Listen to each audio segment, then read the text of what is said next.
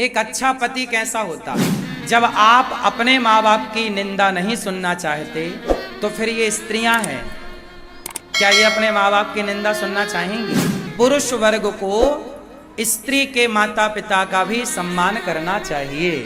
अच्छा पति जो होगा वो अपनी पत्नी का और अपने पत्नी के माता पिता का सम्मान करेगा। एक अच्छा पति जो होगा वो अपने संबंधों में मधुरता लाएगा, कभी खटास लाने की कोशिश ना करेगा। ज्ञानी मारे ज्ञान से तो अंग अंग भिद जाए और मूर्ख मारे लाठी से तो फूट खपड़िया जाए। एक अच्छा पति कैसा होता है? एक अच्छा पति वो है जो अपनी स्त्री का सम्मान करे। एक अच्छा पति कौन है? जो अपनी स्त्री का सम्मान करे। केवल अपनी स्त्री का नहीं, स्त्री से जुड़े हुए हर रिश्ते का, चाहे वो स्त्री की माँ हो, स्त्री का पिता हो, स्त्री का भाई हो, चाहे स्त्री का कोई भी सदस्य हो पारिवारिक, जो अपनी पत्नी का और अपने पत्नी के माता पिता के पक्ष का, जो पत्नी से जुड़े हर संबंध का सम्मान करे, जो अपनी पत्नी से प्यार करता होगा वो अपनी पत्नी के माँ बाप का भी दिल कभी ना दुखाएगा। अब तुम पत्नी से करो प्यार और पत्नी के माता पिता को दो गालियां, हाँ या ना? बहुत सारे पुरुष ऐसा करते हैं, अपनी पत्नी के माता पिता को खूब गालियां देते हैं, तेरा बाप ऐसा, तेरी माँ ऐसी। सोचो कोई हमें कहने लग जाए कि तेरा बाप ऐसा, तुम्हारा बाप ऐसा, तुम्हारी माँ ऐसी। देखो, मेरी पत्नी मेरी माँ के लिए जब कुछ बोलती है, मेरी पत्नी मेरे पिता के लिए जब कुछ बोलती है तो मुझे बुरा लगता है, लेकिन जब वो मेरे माँ बाप के लिए अच्छा बोलती है मुझे अच्छा लगता है। मैं जब अपनी पत्नी के माँ बाप के लिए कुछ बोलता हूँ अच्छा तो उसे अच्छा लगता है, जब मैं कुछ बुरा बोलता हूँ तो उसे बुरा लगता है। ये बात सही है कि गलत है? ये नेचुरल है। कोई भी लड़का जो संस्कारवान होगा, नालायकों की तो मैं बात ही नहीं कर रहा हूं, जो संस्कारवान होगा वो अपने माँ बाप की निंदा नहीं सुन सकता। मैं अपने माता पिता की निंदा नहीं करता और निंदा नहीं सुनता। आप अपने माँ बाप की निंदा सुनते हो? आप अपने माँ बाप की निंदा सुनते हो? जब पुरुष, आप में से कितने पुरुष हैं जो अपने माँ बाप की निंदा सुनते हैं? कितने हैं जो नहीं सुनना चाहते और नहीं सुनते? जो नहीं सुनते, नहीं सुनना चाहते वो हाथ उठाएं। नहीं, जब आप अपने माँ बाप की निंदा नहीं सुनना चाहते तो फिर ये स्त्रियां हैं, क्या ये अपने माँ बाप की निंदा सुनना चाहेंगी? नहीं। तो कितनी स्त्रियां अपने माँ बाप की निंदा सुनना नहीं चाहती? कितनी स्त्रियां अपने माता पिता की निंदा सुनना नहीं चाहती? कौन कौन नहीं चाहती? आप सुनना चाहती हैं तो हाथ काहे नहीं उठा रही हो मेरी मां? इसका मतलब यह है कि पुरुष वर्ग को स्त्री के माता पिता का भी सम्मान करना चाहिए। सही है कि गलत है? तो अच्छा पति जो होगा वो अपनी पत्नी का और अपने पत्नी के माता पिता का सम्मान करेगा, पहला।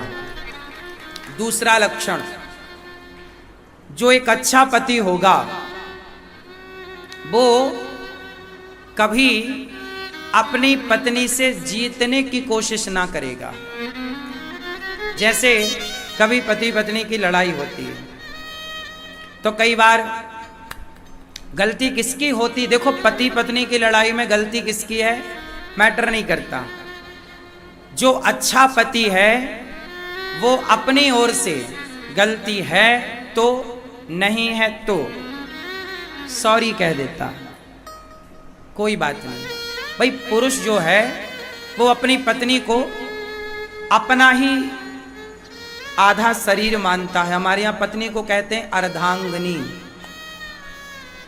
तो आधा ही तो हो गया मेरा, तो अपने से गुस्सा क्या होना? चलो घंटा भर का गुस्सा सही है, दिन भर का गुस्सा सही है, हफ्ता और महीना भर का गुस्सा अच्छा नहीं है। तो पति जो होता है वो गलती किसकी है? कोई बात नहीं, पत्नी की गलती है। फिर भी यदि पति उसे सॉरी कह दे और रिश्तों को बड़े संजो करके रख ले, तलाक तक की स्थिति ना आवे, रिश्ते तोड़ने की स्थिति ना आवे, एक अच्छा पति जो होगा वो अपने संबंधों में मधुरता लाएगा, कभी खटास लाने की कोशिश ना करेगा। मेरे सॉरी बोलने से, मेरे झुकने से यदि मेरे रिश्ते बच रहे हैं तो समझदारी है कि झुक करके रिश्तों को बचाया जाए। पानी भरने जब बाल्टी कुएं में उतरती है ना तो बाल्टी झुकती है, बिना झुके बाल्टी भरती नहीं है। कई बार अकड़ के कारण रिश्ते टूट जाते हैं। तो हमारी जरा से नम्रता से, झुकने से रिश्ते बच रहे हैं तो झुक करके बचाना चाहिए। और झुकेगा कौन? दिल वाला कभी ना झुकेगा, दिमाग वाला ही झुकेगा। दिमाग वाला समझेगा कि भाई यहां पे झुकने से काम हो रहा तो झुक के काम कर लो।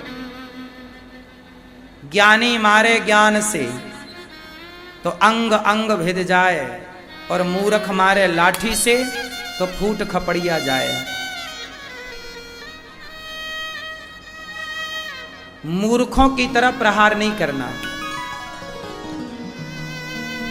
कृष्ण का प्रहार कैसा था? कल के युद्ध में मैं जयद्रथ को मार दूंगा, ऐसी प्रतिज्ञा कर ली अर्जुन ने। कल के युद्ध में मैं जयद्रथ को मारूंगा या मैं मर जाऊंगा, कल मेरा अंतिम युद्ध होगा। भगवान ने डांटा, क्या जरूरत थी प्रतिज्ञा करने की? जयद्रथ तेरे हाथ ना लगेगा। दूसरे दिन का युद्ध हुआ, पूरा युद्ध हो गया, शाम होने को आई, सूर्यास्त में केवल अब 1 घंटा शेष बचा, लेकिन जयद्रथ का कोई पता नहीं। लंबी सिक्योरिटी में भी गुरु द्रोणाचार्य ने उसे रखा है। भगवान समझ गए कि अर्जुन अब जयद्रथ तक नहीं पहुंच सकता। तब भगवान ने क्या खेला? दिमाग। और सूर्यास्त, बादल आए और सूर्य को ढक लिए। ऐसा लगा कि सूर्य अस्त हो गया, शंखनाद हुआ, युद्ध विराम हुआ। अर्जुन चिता की ओर बढ़ रहे थे कि आज नहीं मारा तो मैं चिता पे जल जाऊंगा। तभी जयद्रथ सारी सिक्योरिटी तोड़ता हुआ आया कि अब तो अर्जुन को मरता हुआ देखूं। और जब आया तो भगवान ने माया को इशारा किया, हट जाओ, अभी कुछ पल का सूर्य था, सूर्य अस्त अभी नहीं हुआ। बादल हटे, किरण आई, भगवान ने कहा उठा अर्जुन गांडीव। उठाया गांडीव, जयद्रथ सामने खड़ा है, बाण मारा, कहा किसका सिर कटके इसके बाप की गोद में जाकर गिरे जो 1000 किलोमीटर दूर है। जो बाण मारा, सिर कटके और जाके पिता की गोद में गिरा, और दोनों जयद्रथ और उनके पिता की मृत्यु हो गई और भगवान ने अर्जुन की रक्षा की।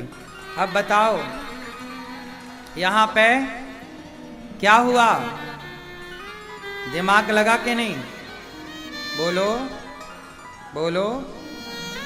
फिर आप लोग दिमाग क्यों नहीं लगाते? तुम्हारा दिमाग बिल्कुल धरा धरा सड़ रहा है। हमारे भारत के नौजवान बच्चे अपने दिमाग का प्रयोग नहीं करते। ये दिमाग का प्रयोग करते तो भारत में बेरोजगारी ना होती। आज हमारे यहां, आज अमेरिका, जापान, ये दिमाग से तो आगे बढ़ रहे हैं। बोलो, अमेरिका, जापान दिमाग से आगे बढ़ रहे हैं, और हमारे भारत के बच्चे अभी दिल लगी में परेशान हैं। ये तुम्हारा दिल लेके डूबेगा तुम्हें। इसलिए दिल में केवल कृष्ण की जगह हो, बाकी संसार के हर रिश्ते, हर काम को दिमाग से चलाओ, भगवान में दिमाग ना लगाना। लेकिन आज उल्टा कर रहे हैं। आज लोग दिमाग कहाँ लगा रहे हैं? भगवान में। लोग कहते हैं भगवान है तो दिखते क्यों नहीं? लगा रहा है दिमाग। पागल, भगवान में दिमाग ना लगा। भगवान को मान ले श्रद्धा से, स्वीकार कर कृष्ण को श्रद्धा से, कृष्ण कृष्ण का जाप कर श्रद्धा से। कृष्ण में दिमाग ना लगा कुछ लोग कहते हैं कृष्ण ने 16,108 ब्याह क्यों किया? अरे कृष्ण में दिमाग ना लगाओ, कृष्ण में दिल लगाओ। क्यों? क्योंकि दिमाग लगाओगे तो रावण जैसा दिमागदार, बताओ तुम्हारे पास ज्यादा दिमाग है कि रावण के पास ज्यादा है? बोलो, ज्यादा दिमागदार कौन था?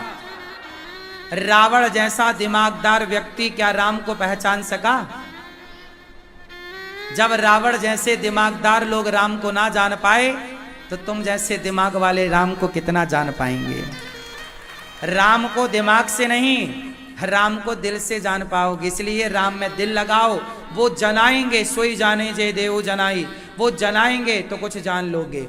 विभीषण को जना दिया तो विभीषण जान गए, हनुमान को जना दिया तो हनुमान जान गए, सुग्रीव को जना दिया तो सुग्रीव जान गए, जामवंत को जना दिया जामवंत जान गए, शबरी को जना दिया शबरी जान गई, शबरी जान गई राम को, पर रावण ना जान सका।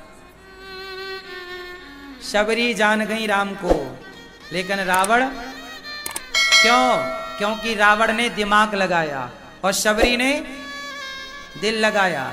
शबरी ने दिल लगाया और रावण ने, हाँ, दिमाग लगाओ परिवार में, दिमाग लगाओ व्यापार में, भगवान में दिमाग नहीं, भगवान में दिल लगाओ।